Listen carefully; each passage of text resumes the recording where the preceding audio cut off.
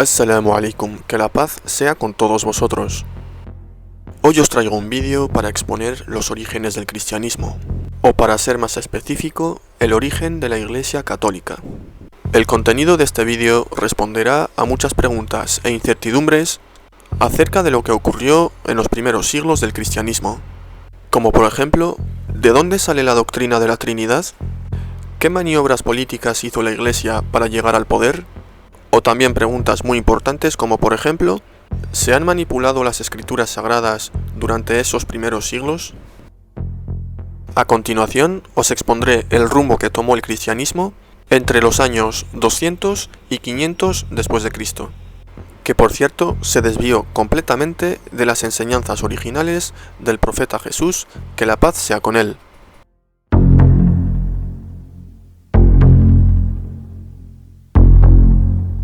Los trinitarios consiguieron su propósito de convertir el cristianismo, de repudiado culto de menor importancia, a la religión oficial del Imperio Romano. Su meta era crear lo que el obispo Irineo llamó, y cito textualmente, la Iglesia Católica dispersa a través del mundo entero, incluso hasta los extremos del mundo. Con esa finalidad, ellos utilizaron casi cualquier recurso. Revisaron los escritos cristianos y adaptaron sus principios para hacer más aceptable el cristianismo. Complacían a las autoridades romanas, incorporaban elementos de paganismo. El cristianismo ortodoxo interesaba al gobierno, no como una religión que fomentaría la iluminación o la espiritualidad, sino más bien como algo que traería orden y conformidad al tambaleante imperio. Y el gobierno romano, a su vez, otorgó a los cristianos ortodoxos privilegios sin precedentes. Ganar aceptación para el cristianismo no fue una hazaña fácil. Los cristianos no gozaban de simpatía dentro del Imperio Romano. Los romanos habían incorporado con facilidad nuevos dioses y diosas en su panteón con la esperanza de incrementar su propia protección y seguridad. El Edicto de Milán del año 313 después de Cristo, por ejemplo, otorgaba a todos libertad religiosa para que cualquier divinidad que esté entronizada en los cielos pueda estar bien dispuesta y propicia hacia nosotros y hacia todos aquellos bajo nuestra autoridad. Los cristianos, sin embargo, creyendo que el suyo era el único Dios, se rehusaron a permitir que él fuese venerado al lado de otros. Cuando ellos se rehusaron a profesar lealtad al panteón romano de dioses, los cristianos fueron vistos como probables traidores al Estado romano. Pues una vez que los emperadores romanos empezaron a representarse a sí mismos como divinos, la lealtad a los dioses romanos también simbolizaba lealtad al Estado romano. Los cristianos sostenían actitudes que poco hacían para congraciarlos con los romanos. El obispo Irineo, por ejemplo, declaró: «Nosotros no tenemos necesidad alguna de la ley, puesto que ya estamos muy por encima de ella con nuestro comportamiento divino». Relatos de alrededor del año 200 reflejan el disgusto que los romanos sentían por los cristianos. Ellos eran la máxima inmundicia, una banda de hombres ignorantes y mujeres crédulas, quienes, con reuniones nocturnas, ayunos solemnes y comida inhumana, constituían una cuadrilla de cuchitril amante de las sombras, silenciosos en público pero parloteando por los rincones, escupiendo sobre los dioses y burlándose de las cosas sagradas. No obstante, y a pesar de tal ambiente, los cristianos ganaron no solo aceptación, sino también prominencia política como la religión oficial del Imperio Romano bajo el emperador Constantino en el siglo IV. Diseñaron una organización no para fomentar la espiritualidad, sino para manejar números elevados de personas. Simplificaron los criterios para la aceptación de miembros. La Iglesia Católica decidió que cualquiera que confesara el credo, aceptara el bautismo, participara en el culto, obedeciera a la jerarquía de la Iglesia y creyera en la verdad única de los apóstoles que es transmitida por la Iglesia, era un cristiano.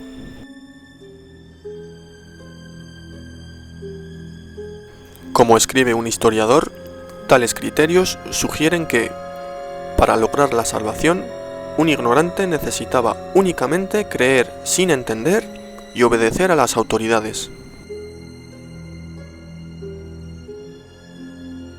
Algunos cristianos gnósticos, por ejemplo, insistían que Jesús había dicho: «Por sus frutos habréis de conocerlos».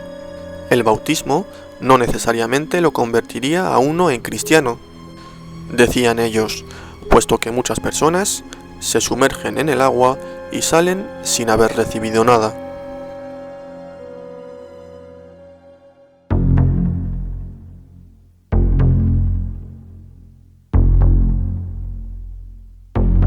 Los católicos articularon la Biblia no para reunir todos los evangelios, sino más bien para promover la uniformidad. De la abundancia de evangelios cristianos, el obispo Irineo recopiló la primera lista de escritos bíblicos que se asemejan al Nuevo Testamento actual, alrededor del año 180 después de Cristo. Hacia los años 393 y 397, el obispo Atanasio hizo que una lista similar fuese ratificada por los concilios de la Iglesia de Hippo y Cartago. Al prohibir y quemar cualquier otro escrito, la Iglesia católica a la larga dio la impresión de que esta Biblia y sus 4 evangelios canonizados representaban la única perspectiva cristiana original. Y sin embargo, todavía en el año 450, Teodoro de Cyrrus dijo que había por lo menos 200 evangelios diferentes circulando en su propia diócesis. Incluso la Enciclopedia Católica ahora admite que la idea de un canon completo y bien delineado del Nuevo Testamento que existía desde el principio carece de fundamento en la historia. Más allá de elegir entre los muchos evangelios y escritos para construir la Biblia, la Iglesia editaba su mensaje con cada traducción. El filósofo romano Celso, testigo de la falsificación de los escritos cristianos que ya había en el siglo II, dijo de los revisionistas, y cito textualmente: «Algunos de ellos, como si estuviesen en un estado de ebriedad que produce visiones autoinducidas, remodelan su evangelio en su primera forma escrita, y lo reforman a fin de poder refutar las objeciones presentadas en su contra».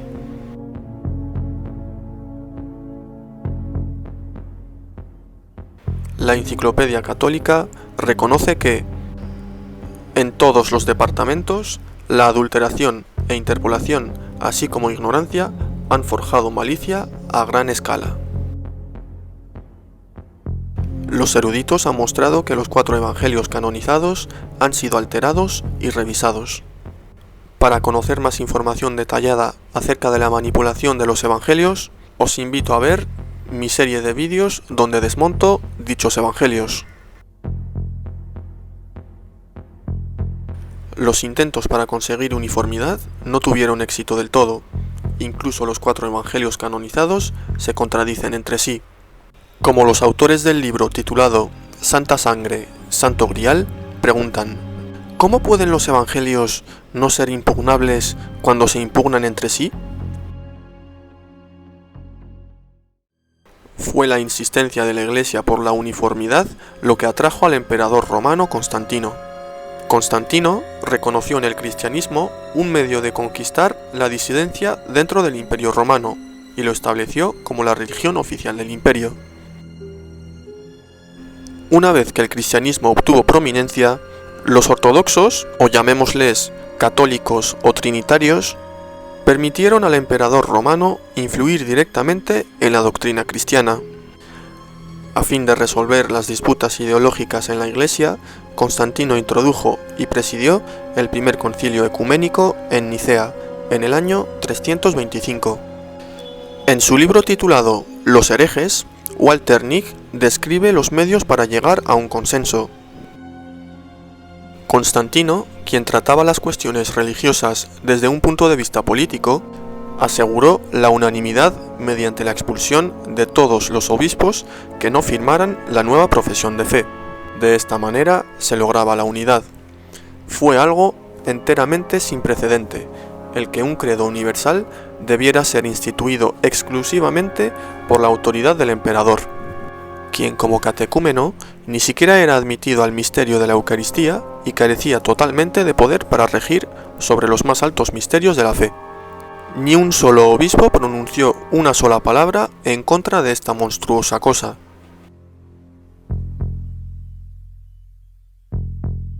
Una de las decisiones políticas alcanzadas en el Concilio de Nicea estableció el credo niceno, un medio para mantener intacta la creencia de la supremacía singular, mientras que simultáneamente incorporaba a Jesús dentro de la imagen de Dios.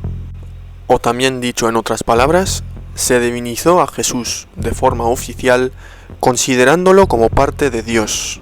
Jesús no habría de ser considerado mortal, él era un aspecto de Dios que podía ser entendido como el Padre, el Hijo y el Espíritu Santo. Esta nueva Trinidad imitaba un retrato mucho más antiguo de la divinidad que incluía el valor de la diferencia. Sin embargo, fue su creencia en las muchas caras de Dios lo que ayudó a los romanos a dar cabida al cristianismo, y no la singularidad de la teología cristiana. El cristianismo se asemejaba a ciertos elementos de la creencia romana, particularmente la adoración de Mitra, o también conocido como mitraísmo. La fecha de nacimiento de Mitra, el 25 de diciembre, cerca del solsticio de invierno, se convirtió en la fecha de nacimiento de Jesús. Pastores habrían de haber atestiguado el nacimiento de Mitra, y habrían de haber tomado parte de una última cena con Mitra antes de que éste regresara a los cielos. La ascensión de Mitra se convirtió en el día festivo cristiano de la Pascua. Como podremos observar, la versión cristiana de Cristo es una copia de los dioses paganos anteriores. Y aquí va otro dato interesante. El título de sumo sacerdote mitraico, Pater Patrum, pronto se convirtió en el título para el obispo de Roma, el Papa.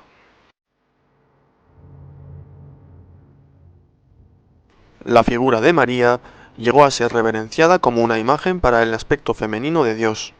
Adoración de facetas de la diosa, particularmente las de las tradiciones madre-hijo, como Isis Horus, Juno Marte, Cibeles Atis y Neit Ra. El historiador del siglo V, Sofomeno, describe el carácter de María en su obra sobre Anastasia en Constantinopla. Un poder divino se hallaba ahí manifiesto, y era beneficioso tanto durante las visiones en vigilia como en los sueños, a menudo para el alivio de muchas enfermedades y para quienes padecían de alguna transformación repentina en sus asuntos. El poder le era atribuido a María, la Madre de Dios, la Santa Virgen, pues ella, en efecto, se manifiesta a sí misma de esta manera.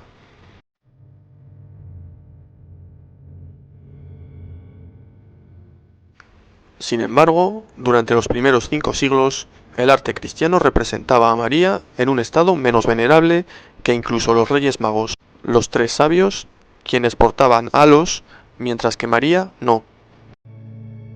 El culto marista persistió. Cuando un concilio en Éfeso, en el año 431, indicó que María podía ser venerada sin riesgo, las multitudes estallaron en celebraciones, acompañadas de procesiones con luces de antorcha y gritos de «Alabada sea la Madre de Dios».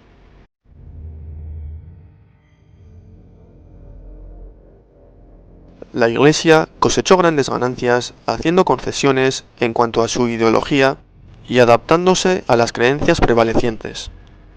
En el año 319, Constantino decretó una ley que exentaba al clero del pago de impuestos o de prestar servicio en el ejército. Y en el año 355 se exentó a los obispos de alguna vez ser juzgados en cortes seculares. En el año 380, el emperador Teodosio aprobó un decreto que decía lo siguiente: